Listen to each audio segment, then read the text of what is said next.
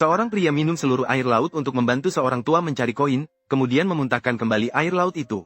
Konon, pada zaman dahulu, ketiga saudara kembar memiliki kekuatan super, yang kedua bisa menelan air laut, yang ketiga bisa memahami percakapan hewan, sementara yang tertua bisa mengendalikan api. Suatu hari, ketika tiga bersaudara pulang dari bermain, mereka melihat seorang tua dengan rambut putih berdiri sendirian di tepi laut sambil menangis. Mereka segera mendekati dan bertanya mengapa dia menangis sendirian di depan laut. Apakah dia membutuhkan bantuan mereka? Dengan sedih, sang tua menjawab. Pagi itu, setelah mengambil satu-satunya koin tembaga yang tersisa di rumah, dengan niat menukarnya dengan beras di pasar, sayangnya koin itu terjatuh ke laut. Sang saudara kedua yang baik hati langsung beraksi, menyatakan bahwa dia punya cara untuk membantu sang tua mendapatkan koin tersebut kembali. Tanpa basa-basi, dia mengeluarkan sebuah tabung bambu, menopangnya di atas batu, dan menyedot air laut dengan ganas. Dalam waktu singkat, air laut menghilang dengan cepat, membuat hewan laut berusaha berenang ke perairan yang lebih dalam.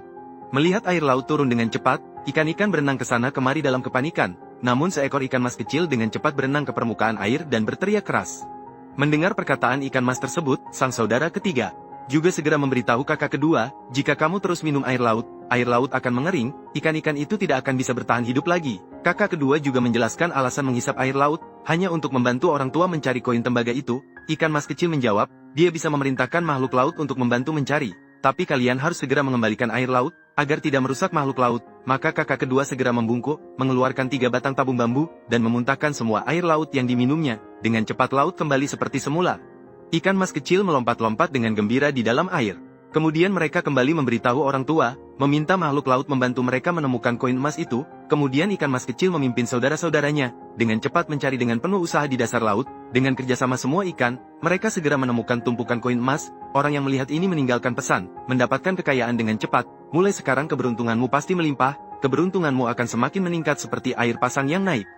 Bersamaan dengan ombak laut yang datang menggulung, seekor penyu laut berusia ribuan tahun muncul di pantai dengan membawa penuh koin emas, kemudian melepas topengnya, memberikan mangkuk penuh koin emas, lalu kembali ke laut, bersama teman-temannya, dengan susah payah mengambil kembali koin-koin itu. Tetapi orang tua tidak senang, dia mengatakan bahwa itu bukan uangnya sendiri, karena yang hilang adalah koin tembaga, bukan koin emas itu. Ketika itu dikatakan, tiga bersaudara benar-benar bingung, mengatakan bahwa koin emas itu lebih berharga daripada koin tembaga, dan semua itu adalah hadiah dari makhluk laut. Biarkan dia segera pergi ke pasar untuk menukarnya. Orang tua akhirnya menerima koin emas dengan enggan setelah mendengar itu. Sementara itu, seekor burung kecil terbang panik datang meminta bantuan. Kemudian dia membawa mereka berlari ke hutan. Ternyata seorang penebang kayu sedang menebang pohon. Di atas pohon ada sarang yang dibangun dengan susah payah oleh ibu burung. Di dalamnya tinggal 3 bayi burung yang kecil. Di bawah desakan 3 bersaudara yang berbicara dalam bahasa burung, penebang kayu akhirnya menyerah untuk menebang pohon ini. Tidak hanya itu, adik ketiga juga mulai bermain dengan kambing kecil, mengajari kambing kecil belajar banyak hal. Pada saat itu juga, Bupati membawa tentara ke hutan untuk berburu. Melihat kambing kecil bermain di bawah pohon besar, Bupati mengangkat busur dan panah siap menembak. Adik ketiga segera memanggil kambing untuk lari. Saat yang genting, kambing kecil berhasil menghindari serangan mematikan. Mangsa yang hampir didapat tiba-tiba lenyap. Bupati merasa malu dan marah, memerintahkan bawahannya untuk menangkapnya. Setelah dibawa ke kantor, langsung ditahan di penjara besar, dan melepaskan seekor harimau buas ke dalamnya. Berencana untuk menghukum orang yang tidak tahu diri ini. Melihat harimau menggeram dengan gigi terkembang, Bupati tidak bisa menahan senyum puasnya. Untungnya adik ketiga mahir berbahasa binatang.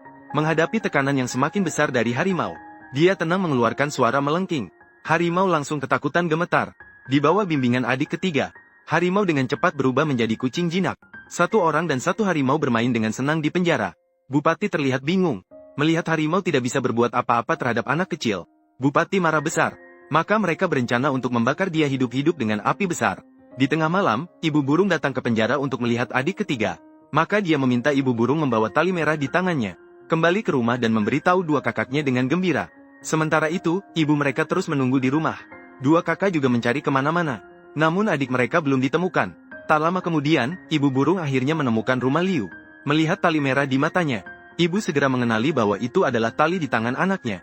Namun mereka tidak mengerti bahasa burung, dan tidak tahu harus mencari kemana. Pada saat itu, seekor kambing kecil tiba-tiba datang ke rumah. Karena adik ketiga sebelumnya mengajarnya berbicara, sekarang dia bisa berkomunikasi dengan mereka bertiga. Mengetahui bahwa adiknya dikurung oleh Bupati, kedua saudara segera pergi menyelamatkannya. Di bawah bimbingan ibu burung, mereka berhasil sampai di tempat eksekusi. Sementara itu, adik ketiga sedang diikat dengan belenggu, dikawal oleh penjaga penjara. Dia memberikan instruksi kepada Guizi, mengatakan bahwa anak ini sangat licik, Harus diawasi dengan baik. Jangan biarkan dia lari diam-diam. Namun tangan Guizi tidak setuju. Menunjukkan dia yang bertanggung jawab. Kemana lagi dia bisa lari?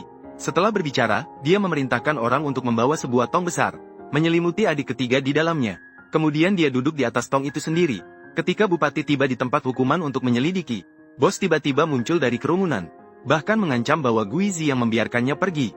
Melihat seseorang yang tampak persis sama di depannya, Guizi langsung terkejut dan terjatuh berkali-kali. Bupati jelas juga tertipu. Maka dengan marah, dia menghukum Guizi dengan 100 cambukan. Namun Yu Cui di samping malah senang melihatnya. Katanya, sudah kubilang agar kau berhati-hati, nasibmu buruk. Setelah County Lord menyelesaikan urusan bawahannya, dia memerintahkan orang untuk mengikat pemuda di depannya ke tiang. Pada saat itu mereka tidak tahu, yang diikat bukanlah adik ketiga, melainkan adik kedua yang bisa mengendalikan api dengan kekuatan super. Ketika para prajurit menyalakan tumpukan kayu, api dengan cepat merambat. Api semakin membesar, tetapi pemimpin yang terikat di tiang tetap tenang, karena bagi dia ini hanyalah trik kecil. Dia dengan santai mengucapkan serangkaian mantra, dan api yang berkobar-kobar tiba-tiba berubah menjadi nyala kecil. Melihat ini, Bupati menjadi bingung. Dia bergegas mendekati tumpukan kayu untuk memeriksanya, bahkan menendangnya, tapi malah membuat dirinya terbakar.